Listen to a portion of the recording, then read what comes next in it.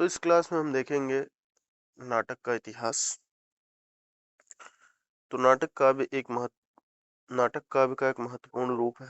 भरत मुनि ने नाट्यशास्त्र में नाटक को नाट्य वेद और पंचम वेद भी कहा है।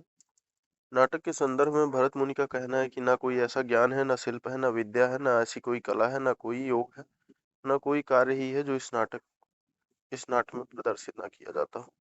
भरत मुनि के समय में ही नाटक के मंचन तथा अन्य महत्वपूर्ण पक्षों का विकास हो चुका था। उस समय नाटक के अवयव इस प्रकार थे: नट, नृत्यवाद्य, संवाद, रंगमंच, नटी, संगीत, कथावस्तु। रामायण तथा महाभारत जैसी पौराणिक महाकाव्यों में भी नाटक का उल्लेख मिलता है। संस्कृत नाटकों में नाटक को दृश्य काव्य कहने की परंपरा है। ऐसे में प्रमुख रूप से जो नाट्य प्रचलित थे उन्हें 10 रूपक तथा उपरूपक की श्रेणी में रखा गया।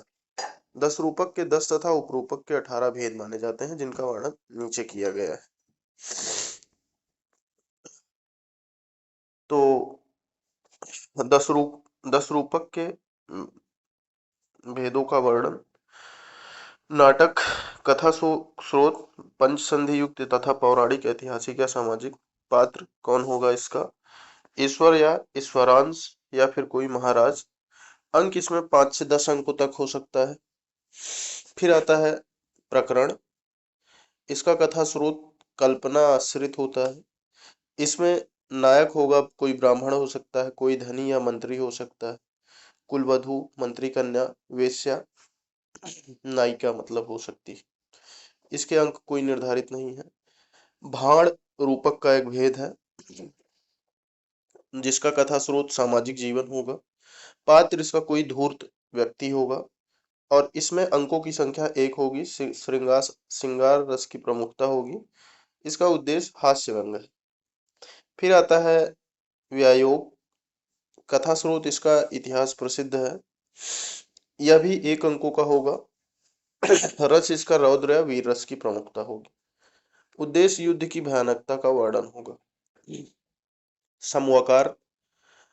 इसका कथा स्रोत दैवीय कथा, देव असुरों से संबंधित। इसका पात्र देव असुर प्रख्यात व उत्पाद्य नायक। संख्या 12 तक हो सकती है। इसमें अंकों की संख्या 3 होगी। कपट, उपद्रव और श्रृंगार, बहुत से रस होंगे। वीर तथा रौद्र भाव का प्रदर्शन इसका उद्देश्य होगा। डिम रूपक का अगला भेद है। कथा स्रोत ख्यात कथा। देवता या दैत्य का अवतार इसका नायक होगा। 4 अंकों का होगा। श्रृंगार और हास्य रस को छोड़कर प्रमुख 6 रसों की उपस्थिति होगी। रौद्र रस का प्रदर्शन इसका उद्देश्य है। इहा मृग। इसका कथा स्रोत अलभ्य तथा दिव्य नारी की प्राप्ति से संबंधित है। इसका नायक ईश्वर का अवतार होगा या कोई देवी होगी। 4 अंकों का होगा। श्रृंगार, वीर और रौद्र रस इसके प्रमुख होंगे। विभिन्न भाव द्वारा चमत्कार होगा। रूपक का अगला भेद है अंक। इसका पात्र गुणी और आख्यान प्रसिद्ध होगा। यह 1 अंक का नाटक होगा। उसके बाद आती है वीथी। यह कल्पनाश्रित होगी। इसमें नायक अधिकतम 2 पुरुष हो सकते हैं। 1 अंक का होगा। श्रृंगार की प्रधानता होगी। प्रहसन। इसका कथा स्रोत सामाजिक जीवन है। इसके नायक राजा, धनी, ब्राह्मण, धूर्त अनेक पात्रों का समावेश हो सकता है और 1 अंकों का होगा। हास्य रस की प्रमुखता होगी। तो भाड़, व्यायोग, अंक, वीथी, प्रहसन ये सब 1 अंक के होंगे। डिम और इहा मृग 4 अंकों का होगा। समोकार 3 अंकों का होगा। नाटक 5 से 10 अंकों का होगा। इसके बाद आधुनिक नाटकों की बात करें तो हिंदी में आधुनिक गद्य साहित्य की परंपरा की शुरुआत नाटकों से ही होती है। आधुनिक नाटकों ने प्राचीन नाटकों की परंपरा से जुड़ते हुए अपने लिए एक अलग रास्ता भी बनाया। रंगमंच इत्यादि को लेकर नए प्रयोग भी किए। आधुनिक नाटक आज के समय तथा जीवन शैली के ज्यादा करीब प्रतीत होते हैं। प्राचीन और आधुनिक नाटक में मूल रूप से निम्न अंतर दिखाई देते हैं। प्राचीन नाटक नायक विशिष्ट गुणों से संपन्न हो, वह उदात्त, प्रशांत या ललित प्रकार का हो। आधुनिक नाटक में नायक में किन्हीं विशिष्ट गुणों की आवश्यकता नहीं है, वह किसी भी परिस्थिति का मनुष्य मात्र हो। रस की प्रधानता प्राचीन नाटकों में होनी चाहिए। आधुनिक नाटकों में रस की अपेक्षा मनोविज्ञान की प्रधानता आवश्यक है। प्राचीन नाटकों में कथा में संघर्ष केवल मध्य तक ही हो, उसके बाद नायक की विजय स्पष्ट होनी चाहिए, इसमें क्लाइमेक्स के लिए स्थान नहीं होता। जबकि आधुनिक नाटकों में कथा में संघर्ष अंत तक होना चाहिए, अंत में चरम सीमा, जिसे अंग्रेजी में क्लाइमेक्स कहते हैं, व्यवस्थित रूप से रहे। सॉरी। प्राचीन नाटकों में चरित्र की अपेक्षा सत्य और न्याय सिद्धांत की प्रधानता अपेक्षित है। आधुनिक नाटकों में चरित्र कैरेक्टर का विश्लेषण ही प्रमुख। प्राचीन नाटकों में आदर्शवाद ही अंत का निष्कर्ष है, जबकि आधुनिक नाटकों में यथार्थवाद ही अंत का निष्कर्ष। प्राचीन नाटक में मृत्यु आदि दुखद घटनाएं वर्जित है, जबकि आधुनिक नाटकों में इस प्रकार का कोई प्रतिबंध नहीं। प्राचीन नाटकों में केवल मात्र सुखांत होना चाहिए नाटक केवल मात्र सुखांत होना चाहिए, जबकि आधुनिक नाटकों में नाटक जीवन की परिस्थितियों के अनुसार सुखांत और दुखांत दोनों ही हो सकते हैं। प्राचीन नाटकों में रंगमंच की व्यवस्था संकेतात्मक है, जबकि आधुनिक नाटकों में रंगमंच की व्यवस्था वैज्ञानिक और कलात्मक। रंगमंच की बात करें तो रंगमंच एक ऐसा स्थान है जहां नाटकों को जीवन प्राप्त होता है। कलात्मक रंगमंच रंगमंच नाटक को अतिरिक्त आयाम प्रदान कर उसे कई गुणा जीवंतता प्रदान करता है। नाट्य रचना व नाट्य प्रदर्शन एक दूसरे से भिन्न नहीं, रंगमंच और नाटक का विकास एक दूसरे से अंतर संबंधित है। भरत मुनि ने 3 प्रकार की रंगशाला का उल्लेख किया है: विकृष्ट, आयताकार, चतुरस्र, वर्गाकार, त्रयस्त्र, त्रिकोण। रंगमंच के 3 भाग होते हैं: रंगपीठ रंगमंच का अगला भाग जहां नाटक खेला जाता है, रंगशीर्ष रंगमंच का पिछला हिस्सा जहां नेपथ्य तथा 2 प्रवेश द्वार होते हैं। नेपथ्य रंगशीर्ष के पीछे का वह भाग जिसे दर्शक नहीं देख सकता है। तो रंगपीठ असल में मंच का अगला भाग होता है जो दर्शक की तरफ होता है। उससे पिछला भाग रंगशीर्ष होता है जहां से नेपथ्य में एंट्री किया जाता है। यानी कि स्टेज को 2 बराबर भागों में बांट दो, जो दर्शक की तरफ होगा वो रंगशीर्ष है, उसके पीछे जो दर्शक की तरफ होगा वो रंगपीठ है और उसके पीछे रंगशीर्ष है, उसके पीछे नेपथ्य। रंगमंच का विधान नाटक कृतित्व पक्ष, नाटक प्रस्तुतिकरण पक्ष, दर्शक पक्ष, भौतिक पक्ष। हिंदी रंगमंच का सामान्य परिचय हम देखेंगे। हिंदी रंगमंच संस्कृत लोक एवं पारसी रंगमंच की पृष्ठभूमि का आधार लेकर विकसित हुआ। भरत मुनि ने नाट्य शास्त्र में नाट्य शब्द का प्रयोग केवल नाटक के रूप में न करके व्यापक अर्थ में किया है, जिसके अंतर्गत रंगमंच अभिनय, नृत्य, संगीत, रस, वेशभूषा, रंग, शिल्प, दर्शक आज सभी पक्ष आ जाते हैं। हिंदी रंगमंच का प्रारंभ 1853 ईस्वी में नेपाल के भटगांव में अभिनीत विद्या विलाप नाटक से माना जाता है। तो महत्वपूर्ण बात है कि हिंदी रंगमंच का प्रारंभ 1853 ईस्वी में नेपाल के भटगांव में अभिनीत विद्या विलाप नाटक से माना जाता है। हिंदी रंगमंच का नवोत्थान 1871 ईस्वी में अल्फ्रेड नाटक मंडली से हुआ, जिसने भारतेंद्र राधा कृष्णदास के नाटकों का मंचन प्रस्तुत किया। अल्फ्रेड नाटक मंडली 1871। राधेश्याम कथावाचक अल्फ्रेड नाटक मंडली के प्रमुख नाटककार थे। बॉम्बे और कलकत्ता की रंगमंडलियों जैसे मॉडर्न थिएटर के एकीकरण से हिंदी रंगमंच का अभूतपूर्व विकास हुआ। हिंदी के अव्यावसायिक रंगमंच का सूत्रपात 1868 में बनारस थिएटर के साथ हुआ। हिंदी के अव्यावसायिक रंगमंच का सूत्रपात 1868 ईस्वी में बनारस थिएटर के साथ हुआ। इसके बाद हम देखते हैं कि 1884 ईस्वी में बनारस में नेशनल थिएटर की स्थापना हुई। भारतेंद्र के अंधेर नगरी का प्रथम मंचन नेशनल थिएटर ने ही किया था। तो 1884 ईस्वी में नेशनल थिएटर बनारस में। उसके बाद हिंदी रंगमंच के विकास में भारतेंद्र नाटक मंडली 1906 ईस्वी की महत्वपूर्ण भूमिका मानी जाती है। इस मंडली ने लगभग 1.5 दर्जन नाटकों का मंचन किया, जिसमें सत्य हरिश्चंद्र, सुभद्रा हरण, चंद्रगुप्त, स्कंदगुप्त एवं ध्रुव स्वामिनी प्रमुख है। तो भारतेंद्र नाटक मंडली 1906 में बनाई गई और नेशनल थिएटर बनारस में कब बना? 1884 में बना। बनारस थिएटर कब बना है? 1800 पीछे जाके देखते हैं कब बना है? 1868 में बना है। हिंदी रंगमंच के विकास में बलिया नाट्य समाज 1884 में स्थापित। की भूमिका भी अत्यंत महत्वपूर्ण। 1884 ईस्वी में यही भारतेन ने नाटक पर एक लंबा व्याख्यान दिया था। उसी समय सत्य हरिश्चंद्र तथा नील देवी नाटकों का मंचन किया गया था।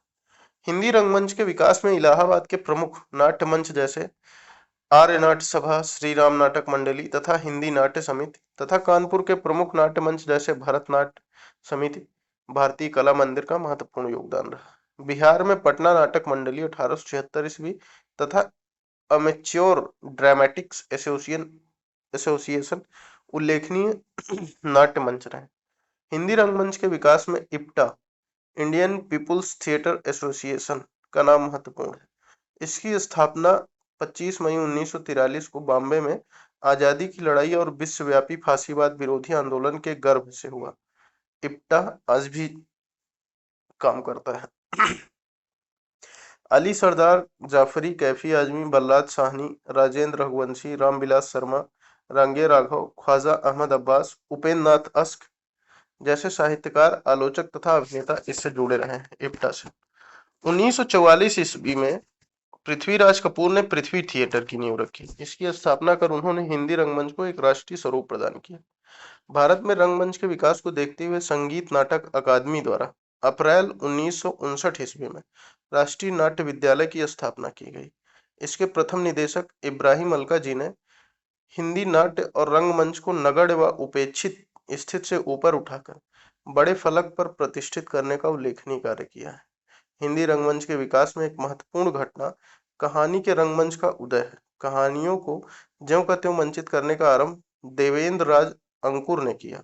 इन्होंने 1975 ईस्वी में राष्ट्रीय नाट्य विद्यालय के रंग मंडल हेतु निर्मल वर्मा की 3 कहानियों धूप का टुकड़ा, 1.5 इंच ऊपर और वीक एंड की मंची प्रस्तुति 3 एकांत शीर्षक से करवाई। हिंदी का लोक रंगमंच। लोक नाट्य की परंपरा प्राचीन काल से ही साहित्यिक नाटकों के साथ विद्यमान रही है। नाट्य शास्त्र में लोक धर्मी और नाट्य धर्मी दोनों परंपराओं का साथ साथ उल्लेख मिलता है। नाट्य धर्मी परंपरा को अभिजात वर्ग और राजा महाराजाओं का संरक्षण प्राप्त था, किंतु लोक धर्मी नाट्य परंपरा स्वतंत्र रूप से जनजीवन में फलती फूलती रही। अगर हम हिंदी में लोक नाट्यों रंगमंचों के प्रमुख प्रचलित रूप को देखें और इनसे संबंधित महत्वपूर्ण बिंदुओं को देखते हैं। अब तो प्रमुख लोकनाट्य, इनका स्थान तथा संबंधित महत्वपूर्ण हम बिंदु देखेंगे। तो रासलीला कहाँ का है? उत्तर प्रदेश का है। संबंधित बिंदु क्या है? मुख्यतः नृत्य और संगीतात्मक नाट्य रूप कृष्ण जन्म से लेकर मथुरा प्रवास तक की लीलाएं खेली जाती हैं। रामलीला कहाँ खेला जाता है? उत्तर प्रदेश में। उत्तर प्रदेश का है लोकनाट्य। प्रमुख आधार ग्रंथ रामचरितमानस, राम कथा का प्रधान, श्री राम के जीवन से जुड़ी लीलाओं का चित्र। माच और ख्याल कहाँ का है? लोकनाट्य। तो मालवा ख्याल राजस्थान का। प्रमुखता वीर पूजा तथा पौराणिक आख्यानों की कथा, मंच की साज सज्जा बहुत व्यवस्थित होती है। साधारण नृत्य तथा शास्त्रीय व लोक संगीत की उपस्थिति होती है।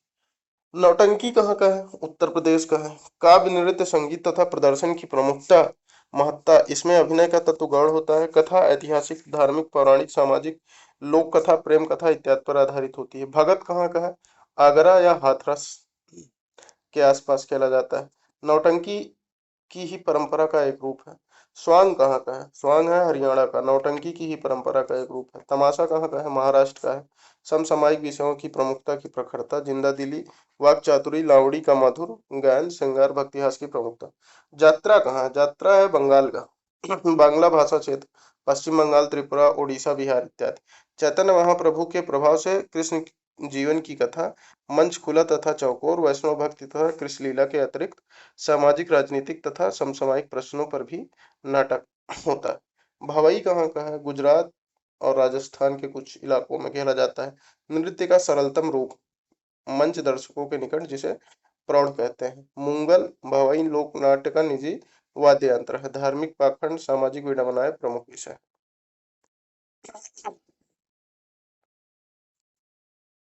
इसके बाद आता है यक्षगान।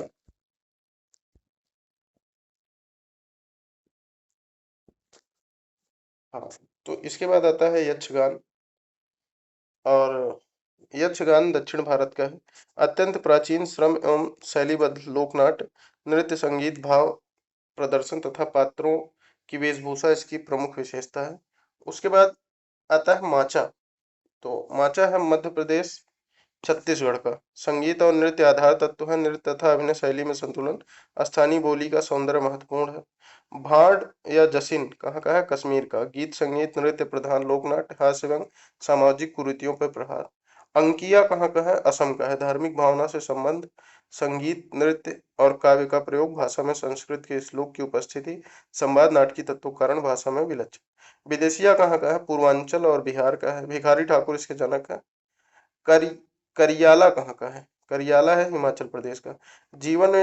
जीवन व मृत्यु के गूढ़ प्रश्नों पर विचार, संवाद सरल एवं हास्य प्रवृत्ति के, पहाड़ी क्षेत्रों के देहातों तक सीमित है। थेरुकत्थु थेरुकत्थु कहाँ का है? तमिलनाडु का। खुले रंगमंच पर खेला जाने वाला संस्कृत नाटकों का प्रभाव।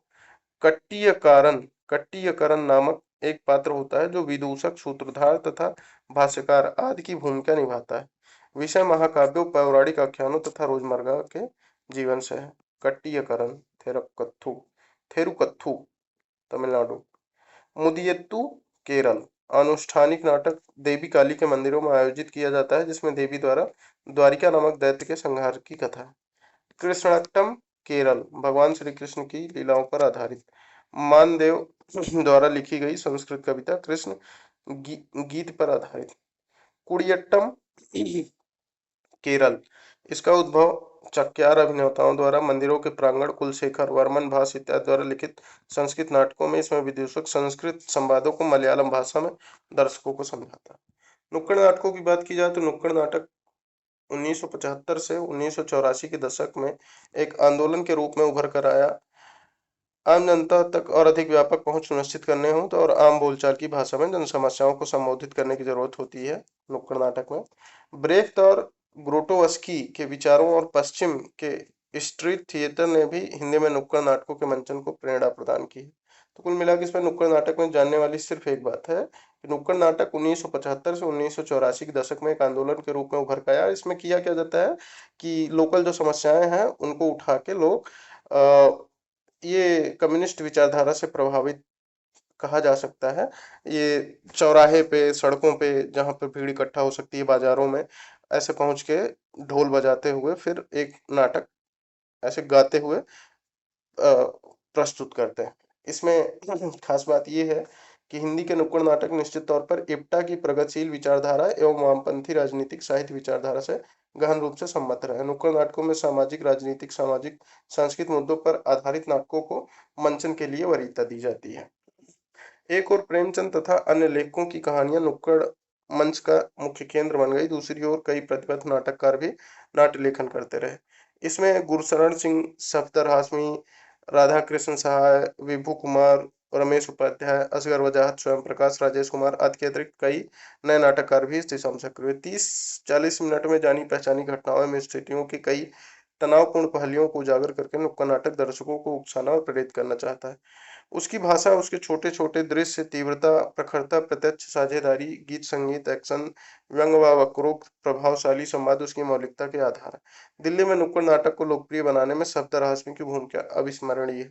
भारत के लगभग सभी प्रमुख शहरों में अपनी अपनी नुक्कड़ टोलियां हैं और आज भी ये जनता एवं नाटक के बीच में एक महत्वपूर्ण कड़ी के रूप में सतत क्रियाशील है।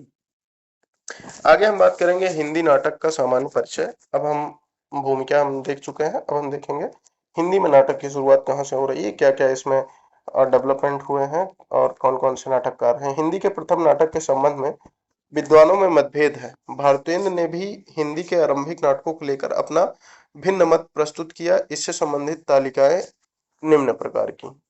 हिंदी का प्रथम नाटक एवं उसके प्रस्तोता। तो नाटक गै सुकुमार रास दिल्हड़ इसके रचयिता थे। इसकी भाषा अपभ्रंश थी। इसके प्रस्तोता डॉक्टर दशरथ ओझा हैं और ये मानते हैं कि गै सुकुमार रास दिल्हड़ कृत यह हिंदी का पहला नाटक है। गणपत चंद्र गुप्त कहते हैं कि विद्यापति ने मैथिली भाषा में गोरक्ष विजय लिखा, वह पहला नाटक। आचार्य रामचंद्र शुक्ल और डॉक्टर बच्चन सिंह मानते हैं कि ब्रजभाषा में लिखा गया आनंद रघुनंदन, जो महाराजा विश्वनाथ सिंह ने लिखा है, हिंदी का पहला नाटक है। भारतेंद्र हरिश्चंद्र मानते हैं कि ब्रज भाषा में लिखा गया नहुस, जो इनके पिताजी ने लिखा था, वो हिंदी का पहला नाटक है। तो भारतेंद्र के अनुसार हिंदी के आरंभिक नाटकों को देखें तो प्रथम नाटक है नहुस, पद्य पद्य ब्रजभाषा में लिखा गया है।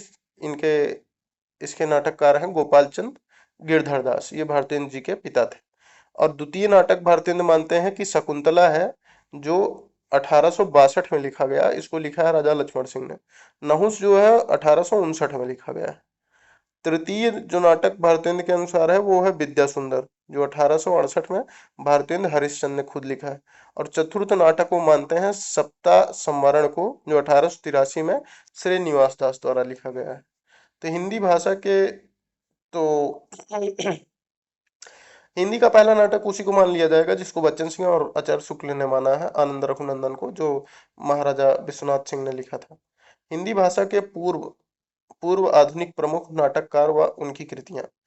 तो पूर्व आधुनिक यानी कि आधुनिक काल के पूर्व जो नाटक लिखे गए हैं हिंदी भाषा में, तो रामायण महानाटक लिखा है प्राणचंद चौहान ने 1610 ईस्वी में। सभासार लिखा है रघुराय नागर ने 1700 ईस्वी में। इंद्र सभा ओपेरा गीत नाट्य है, अमानत ने लिखा था 1853 में। प्रबोध चंद्रोदय लिखा है यशवंत सिंह ने 1643 में। चंडी चरित्र लिखा गुरु गोविंद सिंह ने। सम संसार नाटक लिखा है बनारसी दास ने 1663 में। करुणाभरण लिखा है कृष्ण जीवन लच्छीराम ने 1657 में। शकुंतला नाटक लिखा है नेवाज ने 1680 ईस्वी में। प्रद्युम्न विजय लिखा है गणेश कवि ने 1863 में। उपर्युक्त सभी नाटक ब्रजभाषा में रचित हैं। हिंदी नाटकों का विभाजन इस प्रकार किया गया है। नाटकों के क्षेत्र में प्रसाद ने बहुत अच्छा काम किया है, तो प्रसाद को ही केंद्र में मान के प्रसाद पूर्व और प्रसाद के बाद प्रसादोत्तर नाटकों को मान सकते हैं इसके विभाजन का आधार। तो प्रसाद पूर्व युग में दो युग आएंगे, भारतेंद्र युग और द्विवेदी युग, फिर प्रसाद युग, प्रसादोत्तर युग, नवनाट्य लेखन या समकालीन नाटक। तो हम देखेंगे प्रसाद पूर्व युग में भारतेंद्र युग। तो भारतेंद्र युग नाट्य साहित्य का प्रथम चरण है। यह दौर सामाजिक सांस्कृतिक राजनीतिक परिवर्तनों का दौर था। नाट्य विधा में भारतेंद्र के अत्यंत महत्वपूर्ण योगदान को देखते हुए इस युग का नाम उनके नाम पर पड़ गया। खड़ी बोली में आधुनिक नाटक लिखने का श्रेय भारतेंद्र को ही है। उनके नाटकों को दो भागों में मौलिक नाटक तथा अनुदित नाटक में बांटा जा सकता है, जो इस प्रकार से हैं।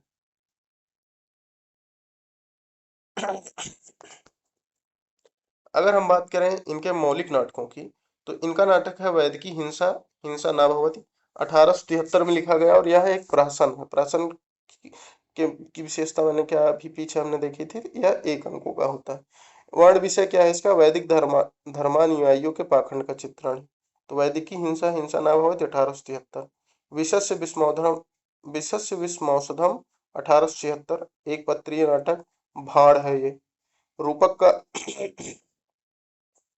रूपक का एक प्रकार होता है भाण। 10 रूपक एक होता है, जो 10 तरीके के होते हैं, यही प्रहसन, भाण, नाटिका और अंग, वीथी, ये सब। और उपरूपक के 18 भेद होते हैं, जो हमने नहीं देखा है क्योंकि वो जरूरी नहीं था। तो एक पत्री नाटक भाण विशस्य विस्मोत्तरम विस्मोत्सथम 1876, संमत 1932 में बड़ौदा के महाराज गायकवाड़ को उनके पद से अपदस्थ होने पर लिखा गया था ये। इसके बाद आता है प्रेम जोगनी 1875, 4 अंकों की नाटिका है, काशी में होने वाले पाखंडों व आडंबरों का सूक्ष्म चित्रण। चंद्रावली 1876, नाटिका कृष्ण प्रेम का अद्भुत वर्णन। भारत दुर्दशा 1880, रासक नाट्य लास्य रूपक, भारत की तत्कालीन राजनीतिक व सामाजिक दुर्दशा का प्रतीकात्मक चित्रण। नील देवी 1881, गीत रूपक, ऐतिहासिक है। मुगल कालीन शासन की पृष्ठभूमि में नारी जात की वीरता व ओजस्विता का वर्णन किया गया। अंधेर नगरी 1881, प्रहसन है, तत्कालीन समय में सत्ता की विसंगतियों, मूर्खताओं और उससे उत्पन्न परिस्थितियों का व्यंग्यात्मक चित्रण किया गया। सती प्रताप 1883 में लिखा गया, पौराणिक नाटक है, पौराणिक कथा सावित्री सत्यवान के महत्वपूर्ण जीवन पर आधारित है। तो वैदिकी हिंद ये इनके मौलिक नाटक हैं। तो वैदिकी हिंसा, हिंसा न भवति 1873, विशस्य विस्मौषधम 1876, प्रेम जोगनी 1875, चंद्रावली 1876, भारत दुर्दशा 1880, नील देवी 1881, अंधेर नगरी 1881, सती प्रताप 1883 इसमें।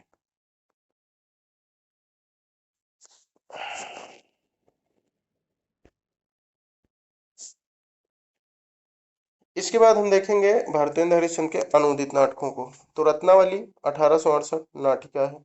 विद्या सुंदर 1868 नाटक है। विवाह संबंधी प्रश्न पर लिखा गया नाटक जिसमें प्रेम विवाह का भरपूर समर्थन किया गया है।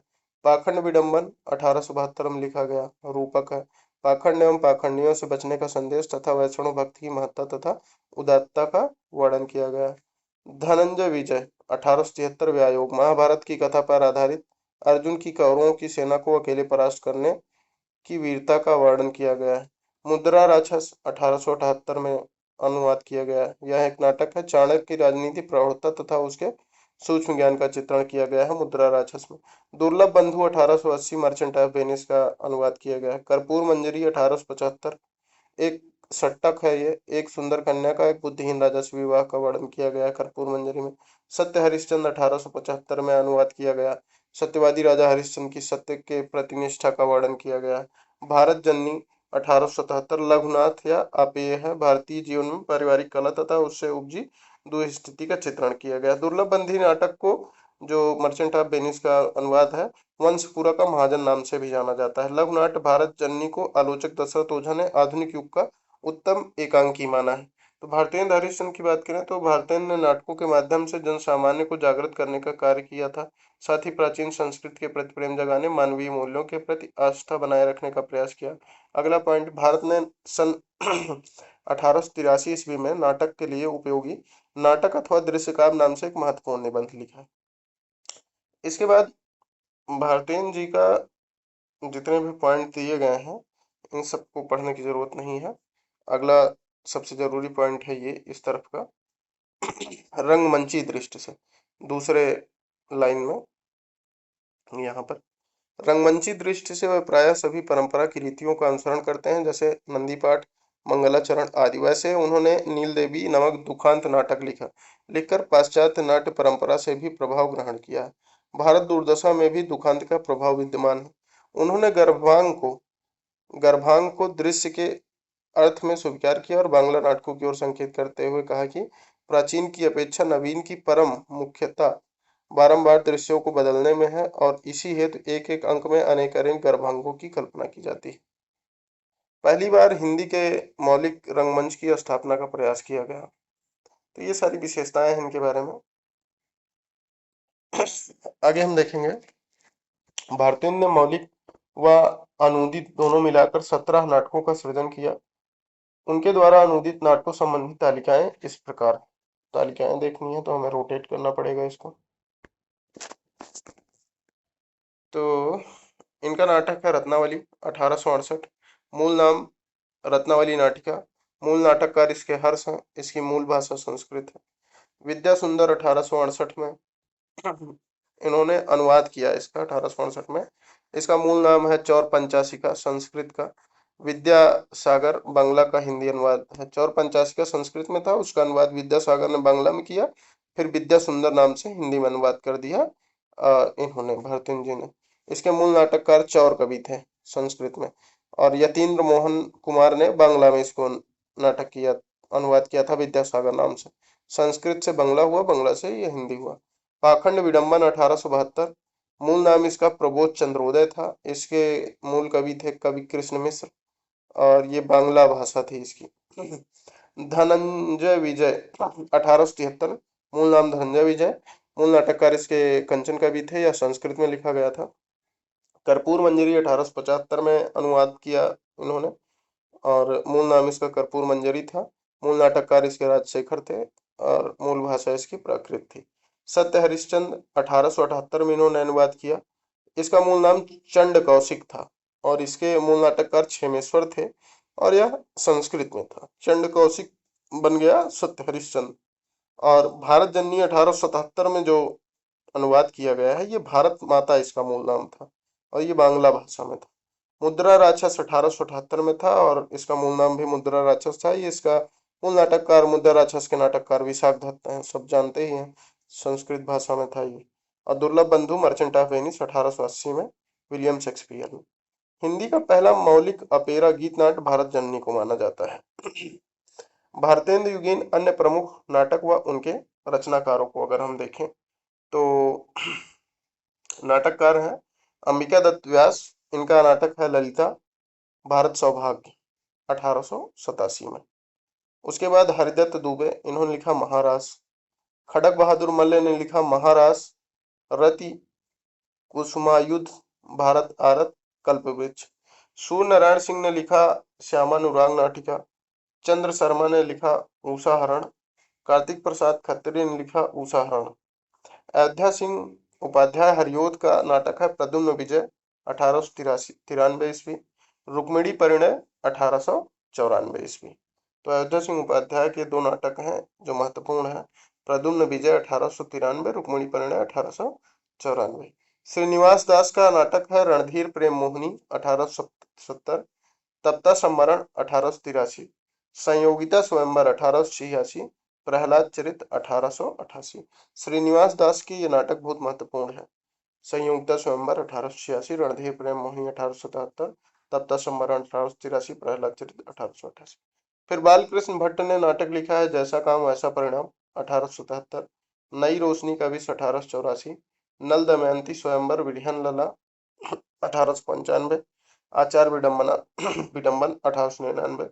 देवकी नंदन खत्री ने दो नाटक लिखे हैं, सीताहरण 1876, रामलीला 1879। शीतला प्रसाद त्रिपाठी ने लिखा है रामचरितावली, 1887 में। द्विजदास ने लिखा है रामचरित नाटक, 1891। किशोरीलाल गोस्वामी ने लिखा है प्रणयिनी परिणय, 1890। मयंक मंजरी, 1891। राधा कृष्ण दास ने लिखा है दुखनी बाला, 1880। पद्मावती, 1882। महाराणा प्रताप, 1897। इसके बाद हम देखते हैं कि राधाचरण गोस्वामी जी ने लिखा है बूढ़े बूढ़े मुहासे, तन मन धन गोसाई जी के अर्पण, अमर सिंह राठौर, सती चंद्रावली। फिर गोपाल राम गहमरी ने लिखा है देश दशा, 1892 में। देवकी नंदन त्रिपाठी ने लिखा है भारत हरण। विजयानंद त्रिपाठी ने महाअंधेर नगरी लिखा, 1893। प्रताप नारायण मिश्र ने लिखा कलि कौतुक रूपक, 1886 में। भारतेंद्र युगीन अन्य नाटककारों में श्रीनिवास दास, बालकृष्ण भट्ट, प्रताप नारायण मिश्र, राधाचरण गोस्वामी और राधा कृष्ण दास हैं। इन सभी नाटककारों ने भारतेंद्र का ही अनुसरण किया है। अब हम देखेंगे द्विवेदी युग की। तो द्विवेदी युग के नाटककार हैं गंगा प्रसाद गुप्त, इन्होंने लिखा वीर जयमल। वृंदालाल वर्मा का नाटक है सेनापति उदल। बद्रीनाथ भट्ट का है चंद्रगुप्त। कृष्ण प्रकाश सिंह का है पन्ना। हरिदास माणिक का है संयोगिता हरण। भगवती प्रसाद का है वृद्ध विवाह। जीवानंद शर्मा का है भारत विजय। कृष्णानंद जोशी का है उन्नत कहाँ से होगी। मिश्र बंधु ने एक नाटक भी लिखा है, नेत्रोन्मीलन नाम का। राधाचरण गोस्वामी जी ने लिखा है श्रीदामा।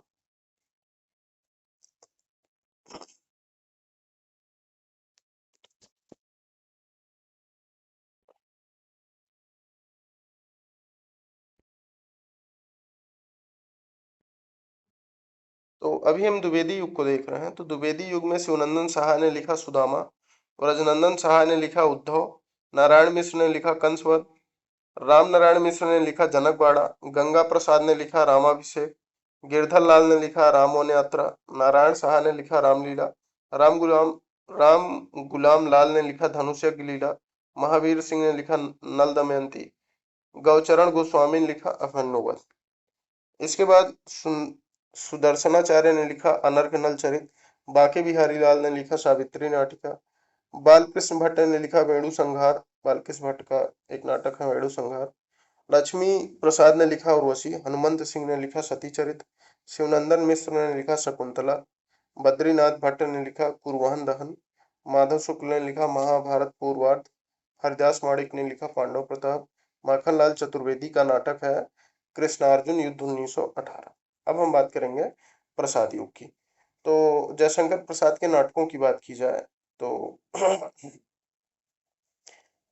ये लिस्ट है जयशंकर प्रसाद के नाटकों की। तो इनका पहला नाटक है सज्जन, 1910 में। दूसरा नाटक कल्याणी परिणय, 1912 में। करुणालय, 1912। प्रायश्चित, 1913। राज्यश्री, 1915। विशाख, 1921। अजातशत्रु, 1922। जन्मेजय का नागयज्ञ, 1926। कामना, 1927। स्कंदगुप्त, 1928। एक घूंट, 1930। चंद्रगुप्त 1931, ध्रुव स्वामी 1933। ध्रुव स्वामी 1933, चंद्रगुप्त 1931, एक घूंट 1930, स्कंदगुप्त 1928, कामना 1927, जन्मेजय का नागयज्ञ 1926, अजातशत्रु 1922, विशाख 1921, राज्यश्री 1915, प्रायश्चित 1913, करुणालय 1912, कल्याणी परिणय 1912, उसके बाद सज्जन 1910।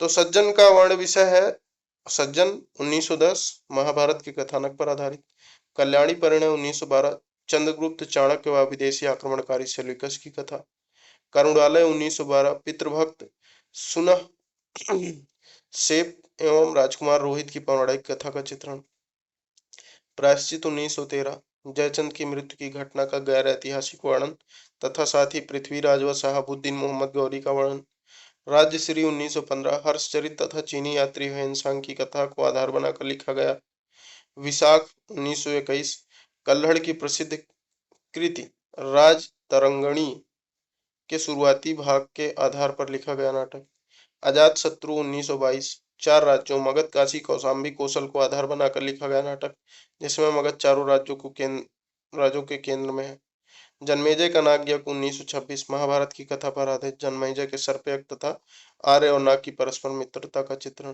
कामना 1927 प्रसाद का सर्वथा मौलिक नाटक जिसमें भावनाओं को पात्र के रूप में प्रस्तुत किया गया है। उसके बाद स्कंदगुप्त जानते ही हैं आप, कुमार गुप्त के विलासी साम्राज्य की आंतरिक स्थिति का चित्रण, एक घूंट 1930 आनंदवादी दर्शन का व्यवहारिक रूप इसमें दिखता है। फिर चंद्रगुप्त और स्कंद ध्रुव स्वामी का परिचय आपको है। करुणालय की बात करें तो करुणालय एक गीति नाट्य भी है जो पहली बार द्वंद पत्रिका में प्रकाशित हुआ। करुणालय में जयशंकर प्रसाद ने अमित्राक्षर अरिल छंद का प्रयोग किया है। तो करुणालय में जयशंकर प्रसाद ने अमित्राक्षर अरिल छंद का प्रयोग किया है। राजश्री प्रसाद के नाटक राजश्री के दो संस्करण प्राप्त होते हैं। पहला संस्करण नाटकीय शैली में लिखा गया, दूसरा परवर्ती नाटकों के समीप जान पड़ता है। प्रसाद अपने नाटक राजश्री के संदर्भ में लिखते हैं, इस दृश्य काव्य का पूर्व रूप इंदु में पहले निकला, फिर चित्रधार के संग्रह में वह पुनर्मुद्रित हुआ। एक प्रकार से मैं इसे अपना प्रथम ऐतिहासिक रूपक समझता हूँ। उस समय यह अपूर्ण ही सा था, इसका वर्तमान रूप कुछ परिवर्तित और परिवर्तित है। विशाख की बात करें तो विशाख में एक स्त्री और उसके दो प्रेमियों की कथा के चित्रण के साथ बौद्ध भिक्षुओं की चारित्रिक दरिद्रता व पतोन्मुखता का भी चित्रण मिलता है।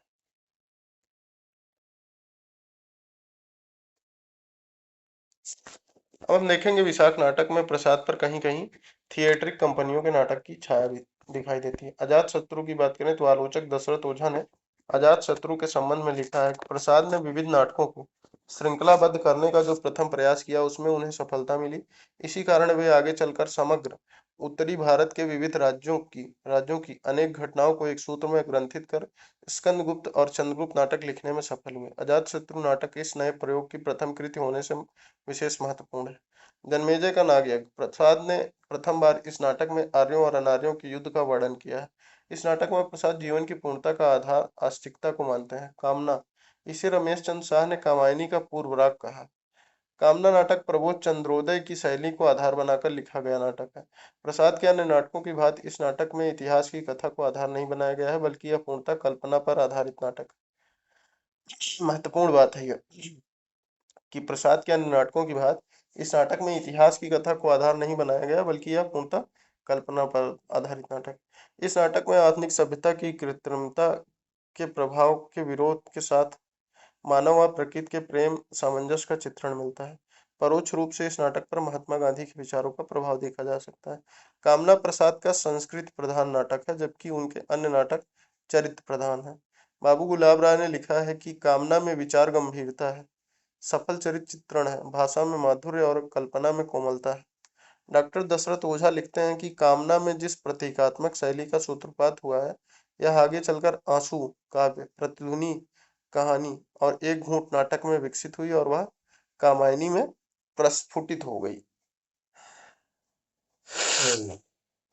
सॉरी, स्कंदगुप्त की हम बात नहीं करेंगे, स्कंदगुप्त के बारे में बहुत सारी बातें हो चुकी हैं। चंद्रगुप्त की बात भी नहीं की जाएगी, ध्रुव स्वामी की बात भी नहीं की जाएगी। अब आगे हम देखेंगे हरियौत के नाटक, प्रसाद युगीन अन्य महत्वपूर्ण नाटककार एवं उनके नाटक।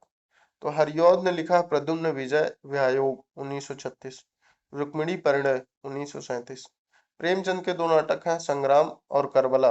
संग्राम लिखा 1922 में, करबला लिखा 1928 में। मैथिली शरण गुप्त ने नाटक लिखे हैं तिलोत्तमा 1916 और अनग 1925। माखनलाल चतुर्वेदी ने लिखा है कृष्णार्जुन युद्ध 1918 में। राम नरेश त्रिपाठी ने लिखा है सुभद्रा 1942, जयंत 1934। विशंभरनाथ शर्मा कौशिक, जिनकी कहानी है माँ और भिखारिणी, इनका ये नाटक अत्याचार का परिणाम, हिंदू विधवा, नाटक 1935। चतुरसेन शास्त्री, वैशाली की नगर वधु, इनका एक उपन्यास है। इन्होंने लिखा उत्सर्ग 1929, अमर सिंह राठौर 1923। वियोगी हरि, इनका मूल नाम क्या था? पिछली क्लास में हमने देखा था, कुछ था इनका। वियोगी हरि, इनका नाटक है छद्म योगिनी 1928 और प्रबुद्ध यामुन 1929। सेठ गोविंद दास का नाटक है प्रकाश और कर्तव्य। सुदर्शन, जिनकी कहानी है हार की जीत, इनका नाटक है अंजना। ऑनरेरी मजिस्ट्रेट प्रहसन है भाग्य। उसके बाद आते हैं उदय शंकर भट्ट, इनका नाटक है विक्रमादित्य। चंद्रगुप्त मौर्य 1931 और चंद्रगुप्त नाटक है प्रसाद का, वो भी 1931 में है, लेकिन उसका नाम केवल चंद्रगुप्त है। उदय शंकर भट्ट का नाटक है चंद्रगुप्त मौर्य 1931 में प्रकाशित। उसके बाद दाहर अथवा सिंधु पतन 1933, सागर विजय, विद्रोहिणी अम्बा, कमला, मत्स्यगंधा, विश्वामित्र, राधा, मुक्तिदूत। मुक्तिदूत के बारे में विशेष बात यह है कि उदय शंकर भट्ट का नाटक मुक्तिदूत भारतीय समाज में व्याप्त जाति व्यवस्था के क्रूरतम रूप का चित्रण करता है। इसके बाद आते हैं पांडे बेचन शर्मा उग्र, इनका नाटक है चुंबन 1937, डिक्टेटर 1937, महात्मा ईसा। फिर रामवृक्ष बेनीपुरी ने लिखा है आम्रपाली। हरकृष्ण प्रेमी का नाटक है रक्षाबंधन 1934, पाताल विजय 1936, प्रतिशोध 1937, शिवा साधना 1937। गोविंद वल्लभ पंत ने लिखा कंजूस की खोपड़ी 1923, वरमाला 1925, राजमुकुट 1925, अंगूर की बेटी 1927। इसमें विशेष बात यह है कि गोविंद वल्लभ पंत कृत अंगूर की बेटी समाज सुधार का नाटक है। चंद्रगुप्त विद्यालंकर का नाटक है अशोक और रेवा। बद्रीनाथ भट्ट का नाटक है दुर्गावती और चंद्रगुप्त। चंद्रगुप्त 1915 में बद्रीनाथ भट्ट ने भी एक बार लिखा था। फिर जगन्नाथ प्रसाद मिलिंद का नाटक है प्रताप प्रतिज्ञा। अंबिका दत्त व्यास का नाटक है सीए स्वयंवर नाटक और किशोरी दास वाजपेयी का नाटक है सुदामा 1934 में। उसके बाद हम बात करेंगे प्रसादोत्तर युग की। तो प्रसादोत्तर युग के नाटकों की, प्रसादोत्तर हिंदी नाटक में दो धाराएं दिखाई देती हैं, राष्ट्रीय सांस्कृतिक धारा और यथार्थवादी व समस्या नाटक की धारा। इस युग की अधिक विकसित और प्रौढ़ धारा समस्या नाटकों की ही रही। इब्सन और बर्नार्ड शॉ जैसे पाश्चात्य नाटककारों एवं यथार्थवादी चेतना से प्रभावित होकर हिंदी में भी समस्या आधारित नाटकों का सूत्रपात हुआ। ऐसे नाटकों में सामान्य जीवन की समस्याएं कथा वस्तु का आधार बनी। हिंदी में इसके मूल प्रवर्तक लक्ष्मी नारायण मिश्र कहलाए। समस्या नाटकों में भी दो धाराएं देखी जा सकती हैं, मनोवैज्ञानिक और सामाजिक।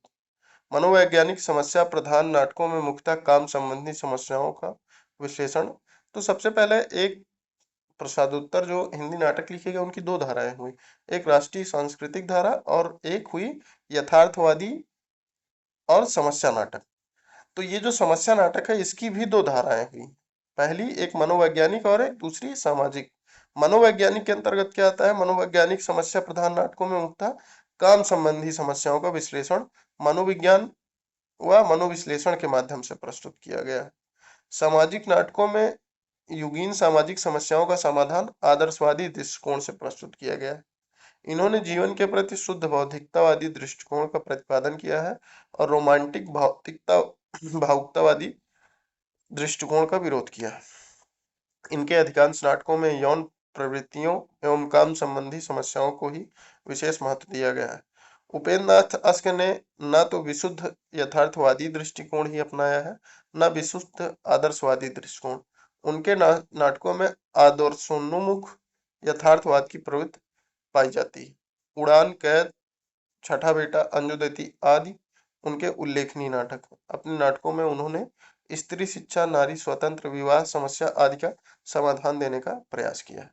प्रमुख समस्या नाटक एवं उनके नाटककार, तो हम देखते हैं कि सेठ गोविंद दास, जिन्होंने लिखा विकास, सेवा पथ, प्रकाश, संतोष कहाँ, महत्व किसे, गरीबी और अमीरी। फिर आते हैं हरिकृष्ण प्रेमी, इन्होंने लिखा छाया, बंधन। फिर आते हैं लक्ष्मी नारायण मिश्र, इन्होंने लिखा अभी हम समस्या नाटकों की बात कर रहे हैं, समस्या नाटकों की, तो लक्ष्मी नारायण मिश्र ने लिखा राक्षस का मंदिर, सन्यासी, मुक्ति का रहस्य, राजयोग, सिंदूर की होली 1934, आधी रात 1934। तो राक्षस का मंदिर 1931, सन्यासी 1930, मुक्ति का रहस्य 1932, राजयोग 1933, सिंदूर की होली 1934, आधी रात 1934।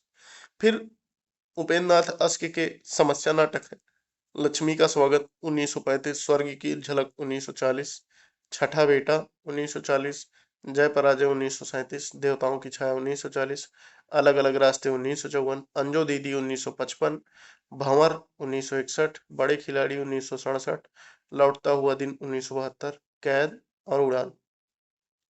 वृंदावन लाल वर्मा ने लिखा खिलौने की खोज, विनोद रस्तोगी ने लिखा नए हाथ 1958, विष्णु प्रभाकर ने लिखा है डॉक्टर 1958, और युगे युगे क्रांति 1969 में लिखा विष्णु प्रभाकर ने।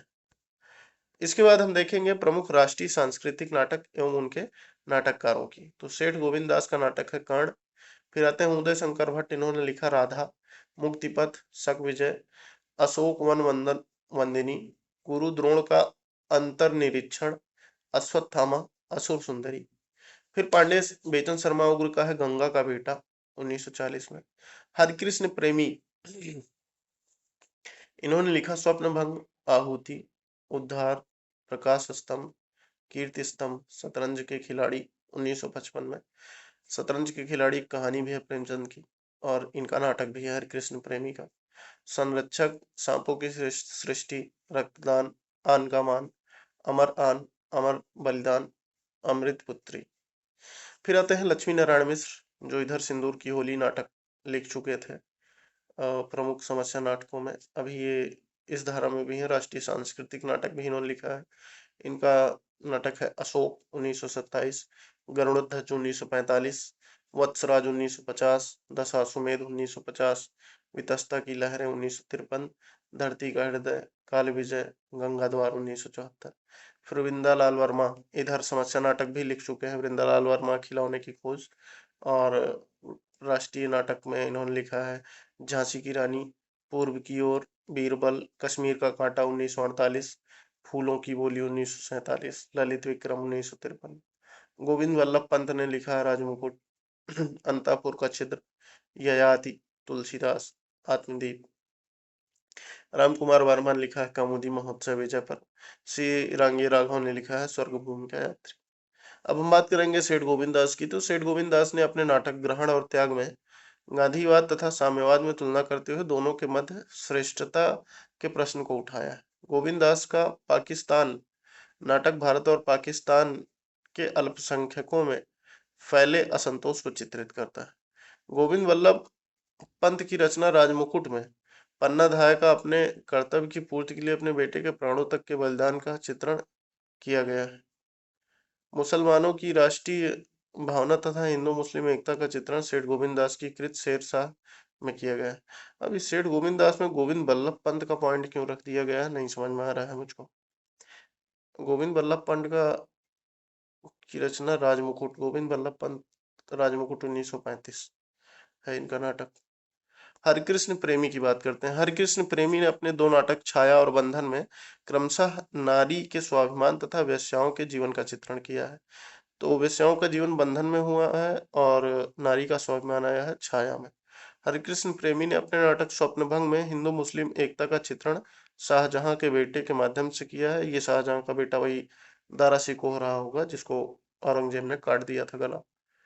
इसके बाद आते हैं हरिकृष्ण प्रेमी का प्रसिद्ध नाटक रक्षाबंधन, मुगल बादशाह हुमायूं तथा रानी कर्णावती की कथा पर आधारित है। और ये कथा ऐसी थी कि रानी कर्णावती के राज्य पर किसी मुस्लिम इन्वेडर ने कि किसने हमला किया, तो उन्होंने हुमायूं को राखी भेजी थी। लेकिन इतिहास में ऐसा माना जाता है कि हुमायूं ने मदद करने से मना कर दिया था, लेकिन इन लोगों ने उसको ग्लोरीफाई कर दिया कि हुमायूं ने मदद की थी, जबकि हुमायूं ने मदद नहीं की थी। लक्ष्मी नारायण मिश्र लिखते हैं। लक्ष्मी नारायण मिश्र एक सामाजिक एवं ऐतिहासिक नाटककार हैं। इनके ऐतिहासिक नाटक सांस्कृतिक नाट्य शैली में लिखे गए हैं। यह पश्चिम के नाटककार बर्नार्ड शॉ और इब्सन से प्रभावित थे। इनके सभी नाटक 3 अंकों में विभाजित हैं। ये एक महत्वपूर्ण बात है कि लक्ष्मी नारायण मिश्र के सभी नाटक 3 अंकों में विभाजित हैं। अब लक्ष्मी नारायण के जितने भी नाटक होंगे, जैसे सिंदूर की होली या कोई भी, तो इनके सारे नाटक 3 अंकों में। सन्यासी नाटक में इन्होंने विदेशी शासकों के अत्याचार तथा देश के विभिन्न राजनीतिक आंदोलनों का वर्णन किया है। वितस्ता की लहरें नाटक में इन्होंने सिकंदर का वर्णन किया है। इसके बाद हम देखते हैं नवनाट्य लेखन या समकालीन नाटक की बात करेंगे। तो ये क्या चीज है? स्वतंत्रता के बाद नवनिर्माण की आकांक्षा ने लोगों में उत्साह का संचार किया, लेकिन इस दिशा में मिली असफलता से उत्पन्न मोहभंग ने लोगों को निराश एवं कुंठित भी किया। इन परिस्थितियों से मध्य वर्ग सर्वाधिक प्रभावित हुआ। इस दौर में जो नाटक लिखे गए, उनमें मध्य वर्ग की आशाओं, आकांक्षाओं व विडंबनाओं का चित्रण किया गया। इन नाटककारों ने आधुनिकता बोध के नाटक लिखे। इन्हें नवलेखन के दौर के नाटक या नया नाटक नाम से भी जाना जाता है। जिस प्रकार की प्रवृत्तियां नई कहानी, नई कविता में मिलती हैं, वैसे ही नए नाटक में मिलती हैं। भुवनेश्वर प्रसाद के ऊसर नाटक ऊसर नाटक से आधुनिकता बोध का आरंभ माना जाता है। तो कुल मिला के नवनाट्य लेखन या समकालीन नाटक की बात की जाए, तो जैसे आजादी मिली तो लगा कि सब कुछ बढ़िया एकदम हो जाएगा, गुलाबी गुलाबी, लेकिन कुछ भी गुलाबी हुआ नहीं। सब कुछ वैसा भूरा और काला ही रह गया। तो इनका मोह भंग हो गया आजादी से, और जितनी उम्मीदें थी उन सबसे मोह भंग हो गया। तो जैसे नई कहानी में और अकविता और दुनिया भर की चीजें चली, उसी तरीके से ये सारी नाटकों में भी उसका प्रभाव पड़ा। अस्तित्ववाद का, निरर्थकता बोध का और यौन चेतना का बढ़ा। तो ध्यान देने वाली बात यहाँ पे है, भुवनेश्वर प्रसाद के ऊसर नाटक से आधुनिकता बोध का आरंभ माना गया। इन्हीं भुवनेश्वर का दूसरा नाटक है तांबे के कीड़े से विसंगति बोध के नाटकों की शुरुआत हुई। विसंगति बोध का अर्थ है मानव जीवन का निरुद्देश्य और अर्थहीन होना।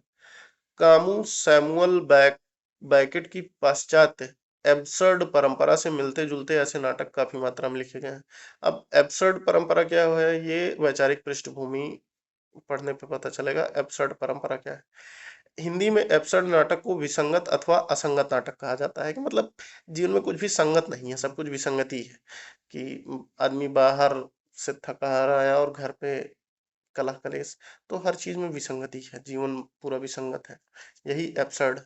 एब्सर्ड नाटक की शुरुआत मूलतः पश्चिम में प्रथम एवं द्वितीय विश्व युद्ध के बाद की परिस्थितियों एवं उनसे उपजे जीवन बोध एवं दर्शन से प्रेरित मानी गई है। द्वितीय विश्व युद्ध के बाद यूरोप में अस्तित्ववादी दर्शन का विकास हुआ। इसी अस्तित्ववाद ने नाटक के क्षेत्र में विसंगतिवाद, एब्सर्डिज्म का प्रश्रय दिया। द्वितीय विश्व युद्ध की अल्बेयर कामू को एब्सर्ड नाटक का दार्शनिक माना गया है। तो अल्बेयर कामू को एब्सर्ड नाटक का दार्शनिक माना गया है। ऐसे नाटकों में व्यर्थता, निरर्थकता, अतार्किकता एवं अनिश्चयता को नाट्य वस्तु के रूप में प्रस्तुत किया जाता है, किंतु इन नाटकों का अंतिम लक्ष्य इन सबके भीतर से मनुष्य के मौलिक अस्तित्व को परिभाषित करना ही होता है। दूसरे महायुद्ध की टूटन और सामाजिकता के क्षय ने एब्सर्ड नाटकों की जरूरत और भूमिका को निर्धारित किया। विसंगत नाटकों का विकास काफ्का के प्रसिद्ध उपन्यास द ट्रायल के नाट्य रूपांतरण 1947 से माना जाता है। तो द ट्रायल उपन्यास है किसका? काफ्का का। विसंगत नाटकों की शुरुआत इसी द ट्रायल के अनुवाद से मानी जाती है। एब्सर्ड नाटक का पहला और पुरोधा नाटककार सैमुअल बैकेट। इनका नाटक है वेटिंग फॉर गोदो, 1952 ईस्वी को माना जाता है। एब्सर्ड नाटक का पहला पुरोधा नाटककार सैमुअल बैकेट को माना जाता है, जिनका नाटक है वेटिंग फॉर गोदो, 1952 ईस्वी। एब्सर्ड नाटकों में यथार्थवादी अथवा समस्या नाटकों की तरह तर्क तारतम्य युक्त कथानक नहीं होता है। इसमें बस एक जीवन स्थिति घटित होती है, कथानक जहां से शुरू होता है वहीं आकर समाप्त हो जाता है। जैसे वेटिंग फॉर गोदो में प्रतीक्षा से नाटक शुरू होता है और प्रतीक्षा पर ही समाप्त हो जाता है। विसंगत नाटकों में चरित्र के विकास का भी कोई प्रश्न नहीं होता और न किसी सुविचारित निष्कर्ष तक पहुंचने की संभावना ही होती है। इन नाटकों के चरित्र सामान्यतः असामान्य होते हैं, सामाजिकता की दृष्टि से हेय होते हैं, जैसे चोर, उचक्के, लफंगे, लंपट, आवारा, दंडित, बहिष्कृत, विक्षिप्त, कुंठित और हास्यास्पद विदूषक चरित्र। इन नाटकों में रोजमर्रा की जिंदगी की घिसी पिटी भाषा का इस ढंग से इस्तेमाल होता है कि वह संवेदनहीन जीवन के संतरास का पूरा पूरा एहसास जगा पाए। रंगमंचीयता के धरातल पर एब्सर्ड नाटकों में पात्र प्रायः मूक अभिनय करते हैं, उनकी आंगिक चेष्टाएं अतिरंजित होती हैं। चार्ली चैपलिन की शुरुआती दौर की फिल्में याद करिए, जिसमें वो कुछ ना कुछ दिखाता है, ऐसे प्रॉब्लम पे बनी होती हैं। चार्ली चैपलिन की फिल्में वो इसका उदाहरण मानी जा सकती हैं। इन नाटकों के चरित्र सामान्यतः असामान्य होते हैं। ये हो गया था। हाँ, तो इन नाटकों में रोजमर्रा की जिंदगी की घिसी पिटी भाषा का प्रयोग। रंगमंचीयता के अगला पॉइंट इसका, रंगमंचीयता के धरातल पर एब्सर्ड नाटकों में पात्र प्रायः मूक अभिनय करते हैं, उनकी आंगिक चेष्टाएं अतिरंजित होती हैं, अभिनय में पात्र मुखौटों का प्रयोग करते हैं। अब हम बात करेंगे भुवनेश्वर की। तो पश्चिम में एब्सर्ड नाट्य धारा के आरंभ होने से भी पहले हिंदी में भुवनेश्वर ने उससे मिलते जुलते हुए प्रयोग किए थे। वाह। तो पश्चिम में एब्सर्ड नाट्य धारा के आरंभ होने से भी पहले हिंदी में भुवनेश्वर ने उससे मिलते जुलते हुए प्रयोग किए थे। भुवनेश्वर का लघु नाटक ऊसर सन 1938 ईस्वी में हंस पत्रिका में प्रकाशित हुआ था। इस नाटक के प्रकाशन से आधुनिकता बोध का आरंभ माना जाता है। उन्होंने विश्व मानव की पीड़ा, भय और निराशा, टूटते मानवीय रिश्तों के दर्द को अनुभव किया और अपने नाटक तांबे के कीड़े 1946 में अभिव्यक्त किया। इस रचना को डॉक्टर मदान ने आधुनिकता बोध का दस्तावेज कहा है। तांबे के कीड़े को 1946 में आया था, इसको डॉक्टर मदान ने आधुनिकता बोध का दस्तावेज कहा। डॉक्टर रामकुमार वर्मा ने भुवनेश्वर को विश्व का प्रथम असंगत नाटककार कहा। रामकुमार वर्मा ने भुवनेश्वर को विश्व का प्रथम असंगत नाटककार कहा है, भारत का नहीं, विश्व का। सातवें दशक के बाद हिंदी नाटक और रंगमंच की बुनियादी सातवें दशक के बाद हिंदी नाटक और रंगमंच में बुनियादी परिवर्तन शुरू हुआ और क्रमशः नाटक बौद्धिकता, कोरी प्रयोगात्मकता और पाश्चात्य परिवेश और चिंतन से हटने लगी। अंततः हिंदी नाट्य परिदृश्य से एब्सर्ड नाटक पूरी तरह समाप्त हो गया।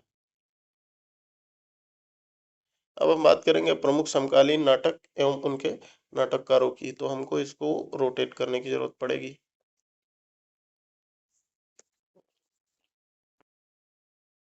हम देखेंगे अब प्रमुख समकालीन नाटककार व उनके नाटकों। तो सबसे पहले आते हैं मोहन राकेश जी। तो मोहन राकेश जी का नाटक है आषाढ़ का एक दिन 1958, लहरों के राजहंस 1963, आधे अधूरे 1969, पैर तले जमीन, ये अधूरा नाटक है। फिर आते हैं भीष्म साहनी। भीष्म साहनी का नाटक है हानूस 1977, कबीरा खड़ा बाजार में, माधवी, मुआवजे, रंग दे बसंती चोला, आलमगीर। फिर जगदीश चंद्र माथुर का नाटक है कोडार्क 1951, शारदिया 1959, पहला राजा 1969, रक्कुलीत 1985, दशावतार 1974। फिर लक्ष्मीकांत वर्मा आए, इन्होंने लिखा तिंदुबुलम, सीमांत के बादल 1963, अपना अपना जूता, रोशनी एक नदी है, ठहरी हुई जिंदगी, आदमी का जहर। आदमी का जहर लक्ष्मीकांत वर्मा का नाटक है और श्रीलाल शुक्ला का उपन्यास भी है, जो कि शायद 1972 या 74 में प्रकाशित हुआ था। आदमी का जहर लक्ष्मीकांत वर्मा का नाटक है और श्रीलाल शुक्ला, जिन्होंने राग दरबारी लिखा है, उनका उपन्यास भी है आदमी का जहर। उसके बाद आते हैं लक्ष्मी नारायण लाल। अभी पीछे मिले थे लक्ष्मी नारायण मिश्र, ये लक्ष्मी नारायण लाल उनसे अलग।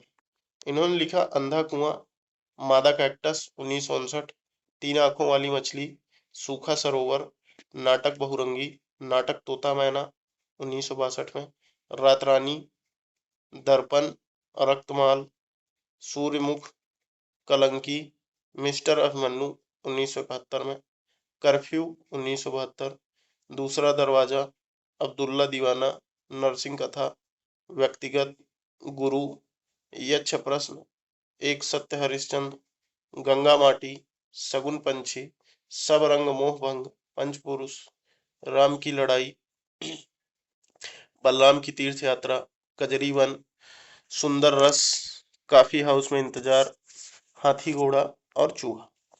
फिर आते हैं ज्ञानदेव अग्निहोत्री। इन्होंने लिखा नेफा की एक शाम 1962 में। उसी समय चीन से लड़ाई चल रही थी। नेफा जो है वो नॉर्थ ईस्टर्न फ्रंटियर एरिया कहा जाता था पहले अरुणाचल प्रदेश को। तो अरुणाचल प्रदेश का पूर्व नाम था नेफा।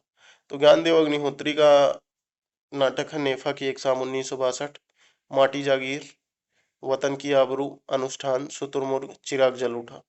फिर सुरेंद्र वर्मा ने लिखा द्रौपदी 1972 में, सेतुबंध 1972 में, नायक खलनायक विदूषक 1972, सूर्य की अंतिम किरण से सूर्य की पहली किरण तक 1975, आठवां सर्ग 1976, बहुत महत्वपूर्ण नाटक है आठवां सर्ग सुरेंद्र वर्मा का। छोटे सैयद बड़े सैयद 1982, एक दूनी एक 1987, शकुंतला की अंगूठी 1990, कैद ए हयात 1993। फिर आते हैं हामिदुल्ला। इन्होंने लिखा उलझी आकृतियां, दरिंदे, उत्तर उर्वशी, हरवा। उसके बाद आते हैं मणिमथुर मधुकर। इनका नाटक है रसगंधर, बुलबुल की सराय, दुलारी बाई, खेला पोलमपुर, एक तारे की आंख। फिर आते हैं शंकर शेष। शंकर शेष की नाटक है फंदी, घरौंदा 1978, एक और द्रोणाचार्य 1977, अरे मायावी सरोवर 1980, रक्त बीज, बंधन अपने अपने, चेहरे, कोमल गंधार, पोस्टर, खजुराहो का शिल्पी, बिन बाती के दीप, आधी रात के बाद। फिर आते हैं मुद्रा राक्षस। मुद्रा राक्षस का नाटक है तिलचट्टा, योर्स फेथफुली, मरजीवा, तेंदुआ, प्रथम प्रस्तुति, आला अफसर, गुफाएं, संतोला 1980। मुद्रा राक्षस का नाटक था संतोला। उसके बाद आते हैं गिरिराज किशोर। इनका नाटक है नरमेध, बादशाह गुलाम बेगम, प्रजा ही रहने दो, घोड़ा और घास 1980, चेहरे चेहरे किसके चेहरे, केवल मेरा नाम लो, जुर्म आयद, काठ की तोप। उसके बाद आते हैं ब्रिजमोहन शाह। इनका नाटक है त्रिशंकु 1973 में लिखा गया। तो त्रिशंकु अभी तक हमको 3 जगह मिल चुका है। एक तो मिला है त्रिशंकु, अभी मिला इनका नाटक है ब्रिजमोहन शाह का। त्रिशंकु कहानी संग्रह है मन्नू भंडारी का, और त्रिशंकु निबंध संग्रह है, आलोचनात्मक आलोचना में भी माना जाता है, वो समीक्षा में भी। वो अज्ञेय का 1945 या 42 के आसपास प्रकाशित हुआ था। तो कहानी संग्रह त्रिशंकु मन्नू भंडारी का है, निबंध संग्रह त्रिशंकु अज्ञेय का है, और नाटक त्रिशंकु ब्रिजमोहन शाह का है। तो ब्रिजमोहन शाह का नाटक है त्रिशंकु, साहिये मात, युद्धमन। उसके बाद नारेंद्र मोहन का है कहे कबीर सुनो भाई साधो, सिंहधारी, कलंदर, नो मैंस लैंड, अभंग गाथा। इसके बाद हम देखते हैं कि नंद किशोर आचार्य ने लिखा है देहांतर, पागल घर, हस्तिनापुर, जिले सुभानी, जूते, गुलाम बादशाह और किमिदम अच्छम। फिर आते हैं कृष्ण बलदेव वैद्य। इनका नाटक है भूख आग है, हमारी बुढ़िया, सवाल और स्वप्न। फिर नाग बोर्ड्स आते हैं खूबसूरत बहू 1998 में, वसीयत, दलित, तोता झूठ नहीं बोलता, पढ़ो फारसी बेचो तेल। ये नाटक था इनका नाग बोर्ड्स का। उसके बाद स्वदेश दीपक आते हैं, महत्वपूर्ण नाटक होते हैं इनके। इनका नाटक है नाटक बाल भगवान 1989, कोर्ट मार्शल 1991, बहुत महत्वपूर्ण नाटक है कोर्ट मार्शल स्वदेश दीपक का 1991, जलता हुआ रथ 1998, सबसे उदास कविता 1998, सबसे उदास कविता स्वदेश दीपक का नाटक है, काल कोठरी 1999। अब हम देखेंगे नाटकों के बारे में। तो इस नाटकों के बारे में हम अगली क्लास में देखेंगे।